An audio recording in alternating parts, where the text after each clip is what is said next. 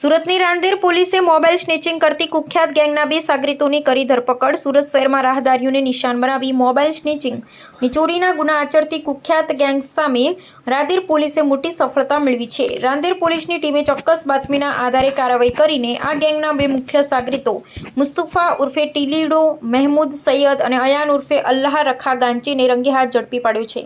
પોલીસે આરોપીઓ પાસેથી ચોરીના 5 મોબાઈલ ફોન અને હેરાફેરીમાં વપરાયેલી મોટરસાઇકલ મળી કુલ રૂપિયા 1,35,500નો મુદ્દામાલ જપ્ત કર્યો છે। પોલીસની પ્રાથમિક તપાસમાં સામે આવ્યું છે કે પકડાયેલા બંને આરોપીઓ રીઢા ગુનેગાર છે। આરોપી મુસ્તફા ઉર્ફે ટીલીડો વિરુદ્ધ ભૂતકાળમાં 12થી વધુ ગંભીર ગુના અને 3 પાસાની કાર્યવાહી નોંધાઈ ચૂકી છે, જ્યારે તેના સાગરીત અયાન ઉર્ફે અલ્લાહ રખા વિરુદ્ધ પણ અગાઉ 2 ગુના નોંધાયેલા છે। રાંદેરે પોલીસ બંને આરોપીઓ વિરુદ્ધ કાયદેસરનો ગુનો નોંધી વધુ તપાસ હાથ ધરી છે, જેથી અન્ય કેટલાક સ્નેચિંગના બનાવો ઉકેલાય છે તે સામે આવી શકે છે।